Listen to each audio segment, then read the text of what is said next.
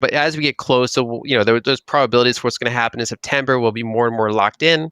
And then when the event happens, if it's what they expected, I wouldn't expect particularly explosive asset price changes that week or that day.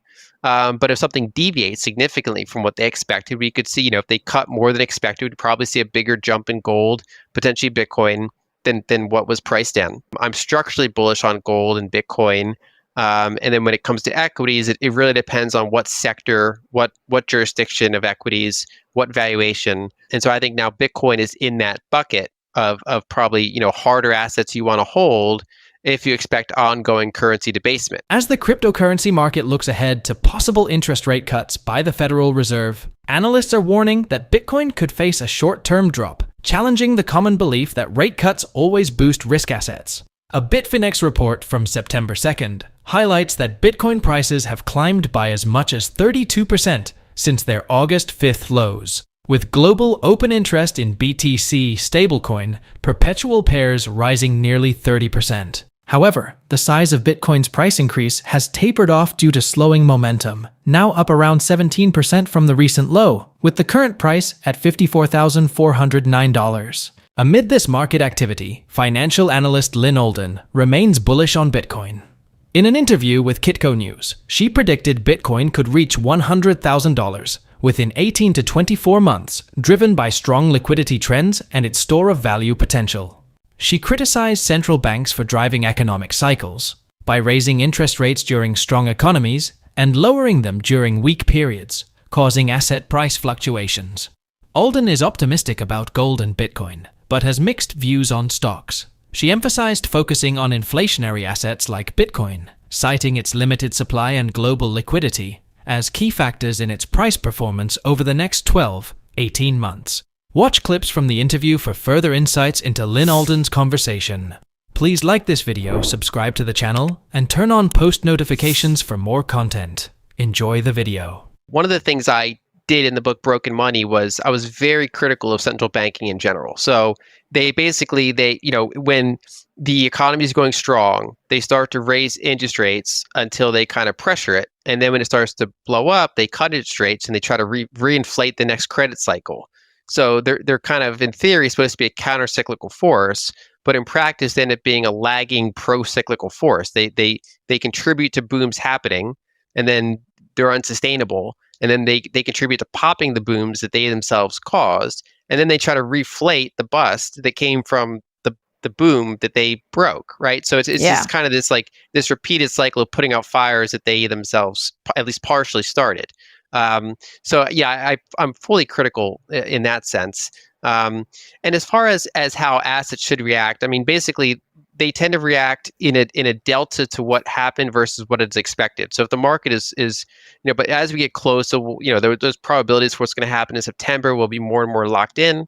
And then when the event happens, if it's what they expected, I wouldn't expect particularly explosive asset price changes that week or that day. But if something deviates significantly from what they expected, we could see, if they cut more than expected, we'd probably see a bigger jump in gold, potentially Bitcoin, than what was priced in. So I don't specialize in these kind of multi-week or multi-month trading ranges. Right. I'm structurally bullish on gold and Bitcoin. And then when it comes to equities, it really depends on what sector, what jurisdiction of equities, what valuation. So there's some types of equities I'm quite bearish on. There's some types of equities I'm quite bullish on. And I think we're probably going to see rotations in the quarters ahead. But I wouldn't read too much into any one rate cut period.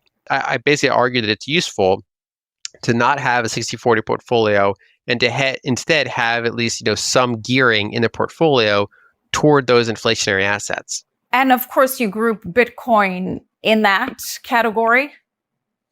Yeah, I think it's we don't have obviously the long-term track record of those other decades like we do with gold or with energy, but it fulfills a similar ppurpose, which is that it's money with a finite supply. There's some disadvantages relative to gold that it's got a shorter track record.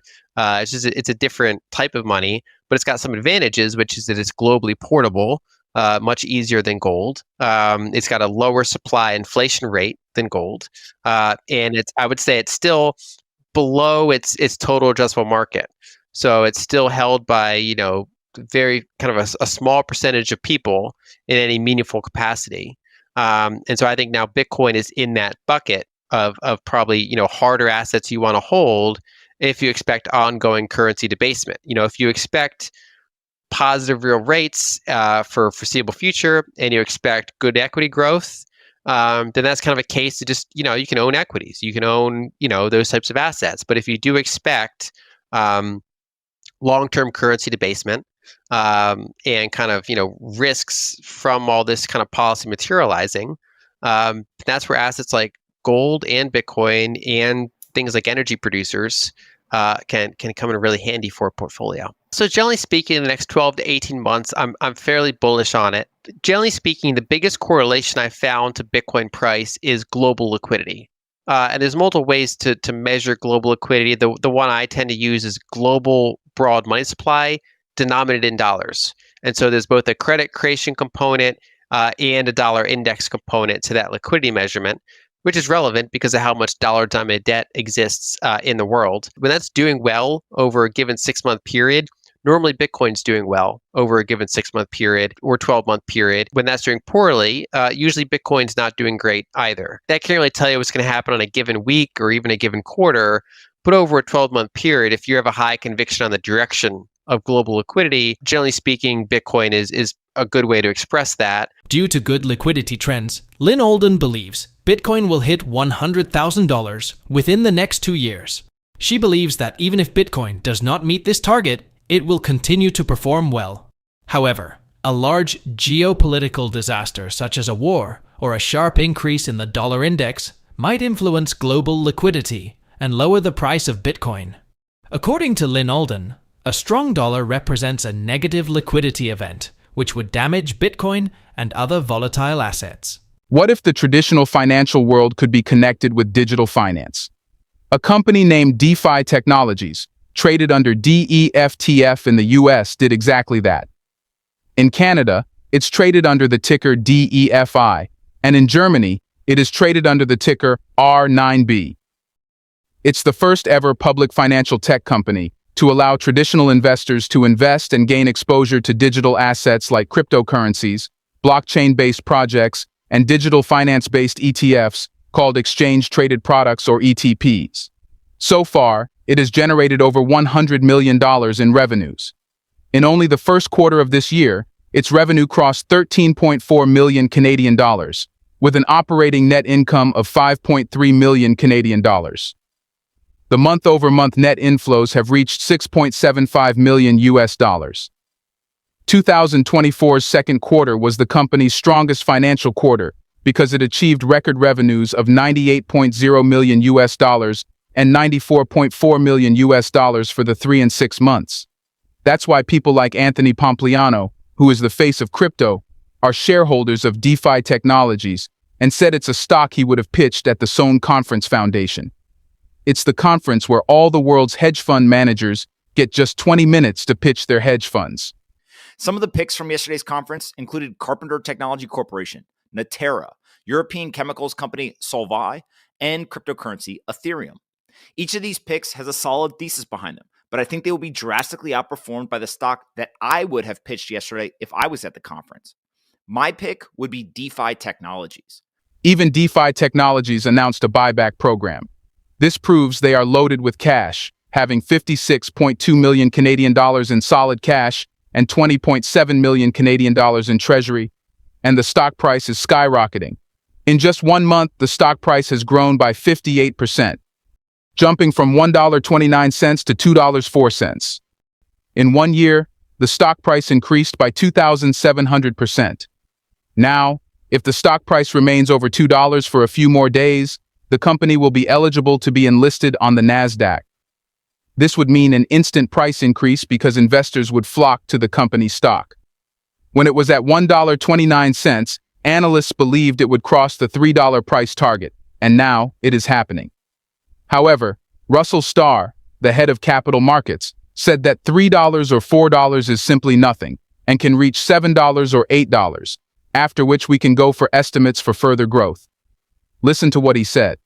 we're not looking for $3 on this stock or $4, especially in an environment that we're looking at now. We're looking at 8 to 10, which sounds far fetched, but 5, 6, 7 is where we should be trading just on a reasonable comp basis.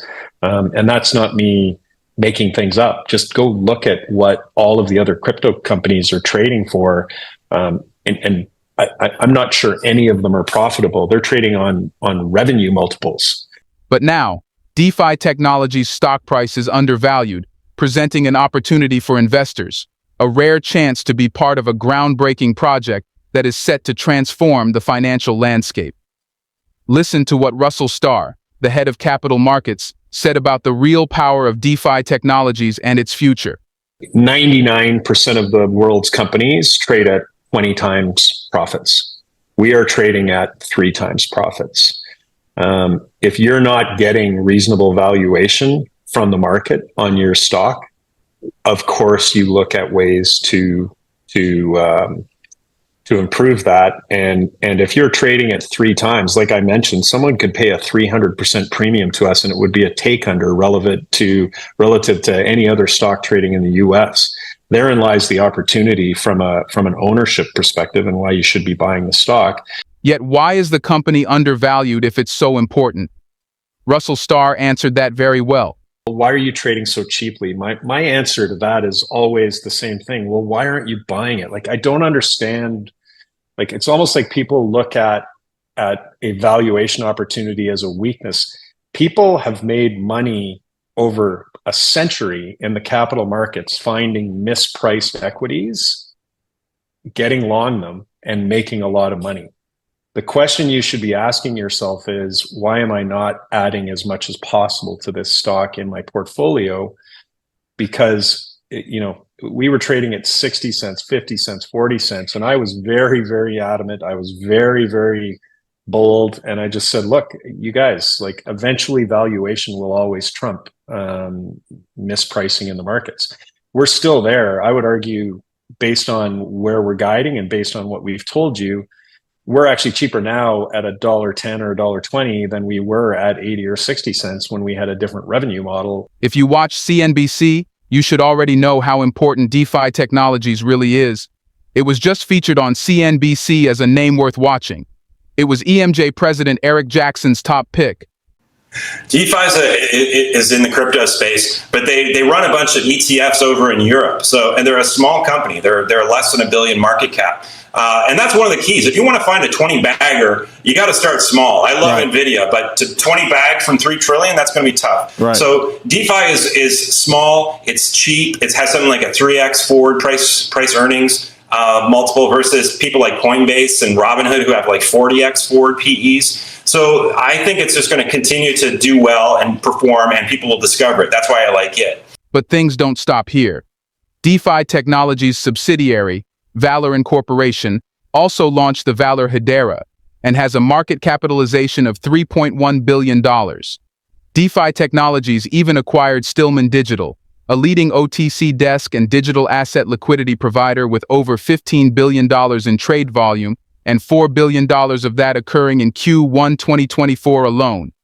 Now, it has been reported that DeFi Technologies has adopted Bitcoin as its primary treasury reserve asset, purchasing an additional 94.34 Bitcoin, bringing its total to 204.34 Bitcoin. In addition to this, the company bought 12,775 Solana tokens and 1,484,148 Core tokens. And here's something important. About 45% of the company is owned by insiders. This means the company has real potential because the founders not just founded and sold the company and ran away, they have stakes in it. The company is led by the CEO and founder, Olivier Roussy-Newton, who was the founder of Hive Blockchain, the world's biggest crypto miner, trading on NASDAQ. Yes, now you know the deal is serious. Now you can understand why we are talking about DeFi Technologies. Do take advantage of this huge opportunity by clicking the link in the description today. She does not consider Bitcoin a safe haven asset now, but she recognizes its potential as a store of value because of its portability and self-custody characteristics. Lyn Alden sees Bitcoin as a liquidity correlate, meaning its price is driven by liquidity patterns. Let's go back to the interview and watch more clips to gain insights from Lyn Alden. So I don't really consider that this cycle has hit any of the extremes of prior cycles. And so the combination of being pretty positive on liquidity for call it the next 18 months and not really seeing too much excesses in the Bitcoin space currently, my base case is bullish on Bitcoin over the next 18 months. How bullish? I mean, I'd be surprised. I'd be surprised if we don't hit six figures in this cycle. Whether it's 18 months, if I give myself some extra room and say 24 months, I'd be surprised if we don't hit six figures. We could go way north of that. Like we could, I wouldn't find it inconceivable to go well into the six figures. But I try to have conservative estimates, and I would say that generally speaking, if we're having a conversation 2 years from now, and we've still not seen 100K, despite having a positive liquidity cycle, I'd be surprised. If something happens to impair the liquidity cycle, like let's say some war breaks out and the dollar index spikes to 110, or if you get an event like that, kind of like how in 2019 anyone predicting that what was going to happen next year would have been blindsided by COVID.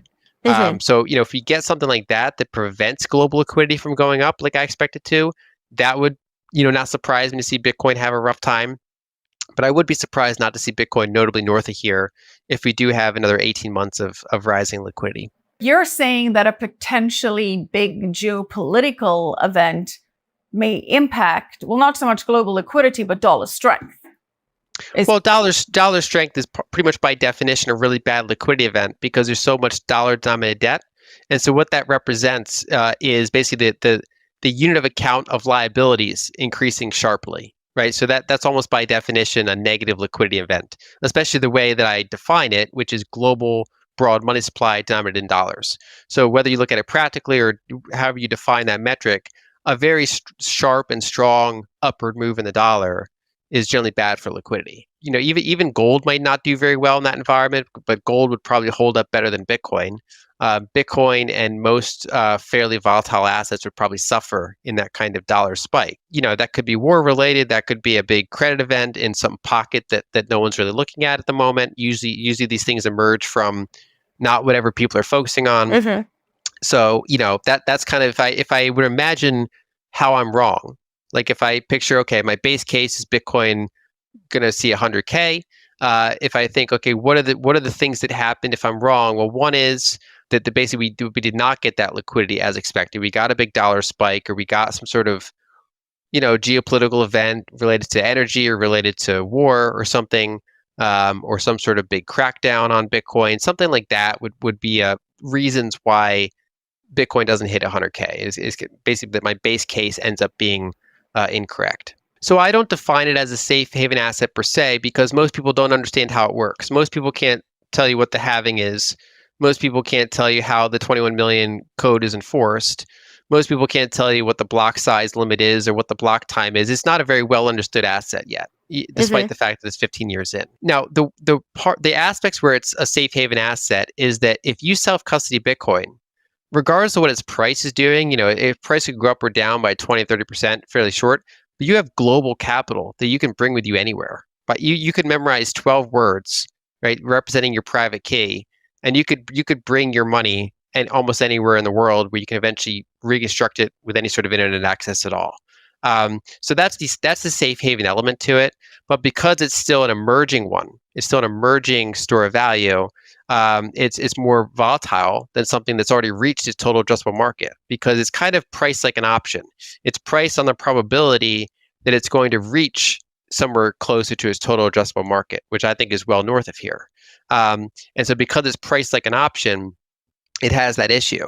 So I would describe it as it's mostly a liquidity correlate. And so if there's a risk-off event or some sort of crisis event, it depends on whether that crisis is pro-liquidity or negative liquidity. Meanwhile, a new report predicts that U.S. businesses will invest $10.3 billion in Bitcoin over the next 18 months. This huge increase in investment is due to the rising realization of Bitcoin's potential as a hedge against inflation and a store of value. The research emphasizes the limitations of traditional corporate treasury strategies, which mostly rely on cash and short-term investments. These investments frequently produce small returns, but fail to keep up with inflation, resulting in a loss of value over time. For example, Apple, a trillion-dollar firm, has lost $15 billion in treasury holdings over the last decade because of inflationary erosion. In contrast, MicroStrategy CEO Michael Saylor introduced a Bitcoin-focused corporate treasury approach, dedicating a significant portion of the company's funds to Bitcoin. Michael Saylor argues that Bitcoin gives economic immortality due to its scarcity and lack of counterparty risk, making it an appealing store of value. MicroStrategy's investment in Bitcoin has resulted in extraordinary outperformance, with the company's stock gaining more than 1,000% since implementing the plan. In comparison, Berkshire Hathaway's stock climbed by 104.75% within the same time period. Berkshire Hathaway's CEO, Warren Buffett, has declined to include Bitcoin in his portfolio or endorse it as an inflation hedge. According to the report's prediction, more corporations may follow MicroStrategy's path, seeing the potential benefits of investing in Bitcoin as an inflation hedge and a store of value. As inflation continues to impact traditional investments, Bitcoin's popularity as an alternative store of value is likely to expand. As we conclude, do you believe Bitcoin will continue to be viewed as a safe haven asset during economic instability? And will its price benefit from this understanding? Please drop your thoughts in the comments below, share this video, and hit your thumbs on the like button. Thanks for watching. Don't forget to subscribe.